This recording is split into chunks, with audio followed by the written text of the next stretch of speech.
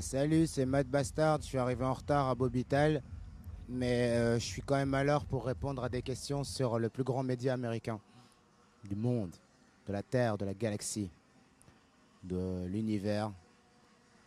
On me branle un peu, mais voilà.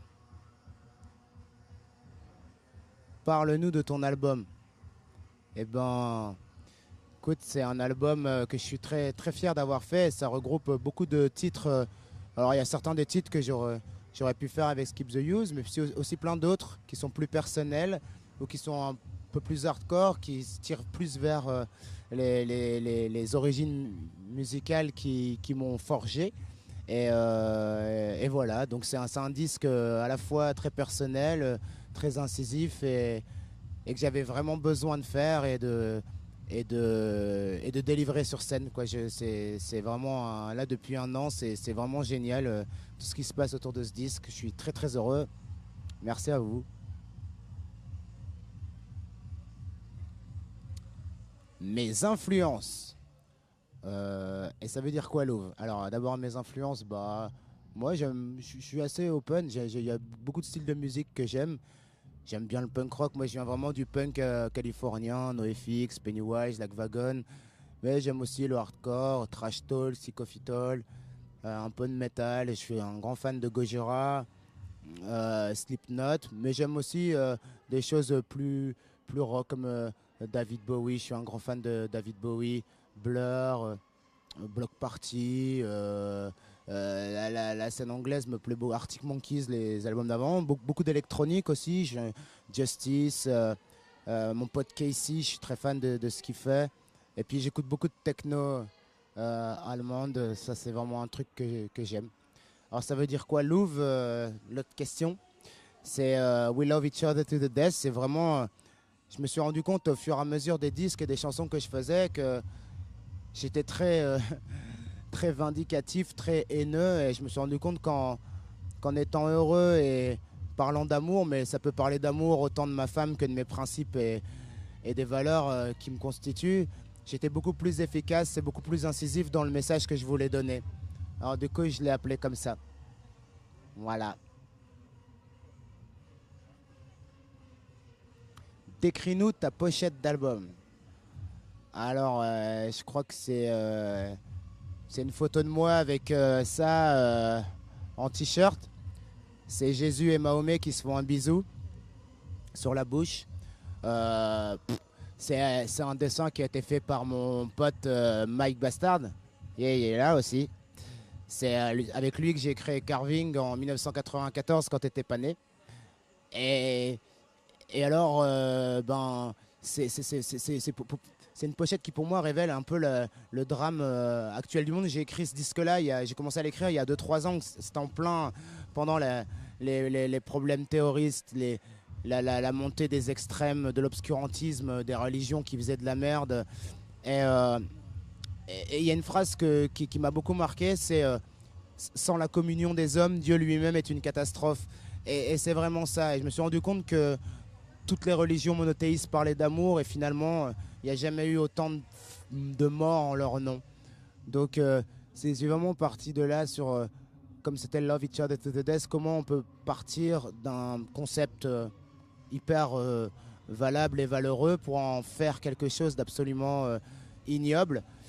Et nous, les êtres humains, on est au milieu de tout ça, au milieu des dogmes, des principes, de la liberté, de l'ouverture d'esprit. On essaye de se frayer un chemin là-dedans.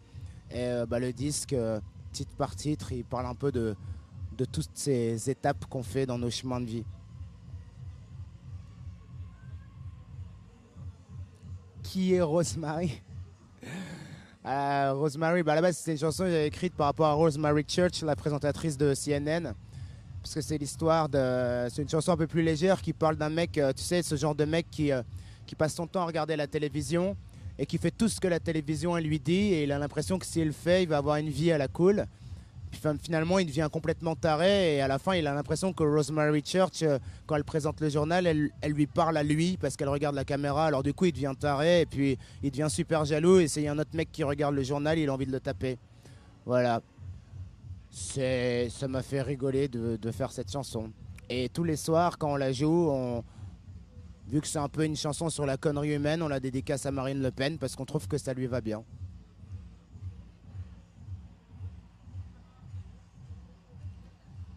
J'ai fait plusieurs premières parties cet été, ma préférée. Oh bah, là, il y a 2 semaines, on a joué avec Chaka Ponk. Moi, c'est ma famille, hein, c'est mes copains. J'étais très heureux de les retrouver. Honnêtement, ça m'a fait super plaisir. Mais toute la tournée que j'ai fait en club, je l'ai fait avec Avox, un groupe que je produis, puis c'est aussi le groupe de ma femme. Et j'avoue que tourner avec elle, qui a tellement été importante pour moi dans le cheminement pour faire ce disque, et qui est tellement importante dans ma vie pour être ce que je suis, eh ben, cette tournée avec elle, c'était vraiment un vrai moment de famille et de communion. Et on a botté des culs tous les soirs, c'était super cool. Il y avait vraiment du monde et voilà. Et c'est quelque chose dont je me rappellerai et que je referai. C'est quoi une bastard song? Bon, moi, je me suis toujours battu pour casser un peu le mur qui est entre le public et les groupes. Alors, on va dire qu'une bastard song, c'est une chanson qui est chantée par les gens. C'est une chanson, c'est toi, c'est ta chanson. Si tu la chantes, c'est une bastard song. Si tu regardes un mec qui la chante, c'est pas une bastard song. Tire 3 mots dans la boîte qui est devant moi, d'accord. Ok. Je tire 3 mots dans la boîte. Ta plus grande inspiration, ma femme. Je tire un deuxième mot. Le métier de tes rêves, surfeur professionnel. Et le troisième mot, la famille.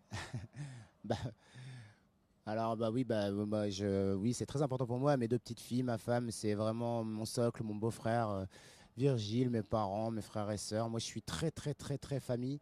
Je les porte partout sur mon corps. Bon, j'avoue qu'il y a beaucoup de, il y a ma femme, elle a pris beaucoup de place.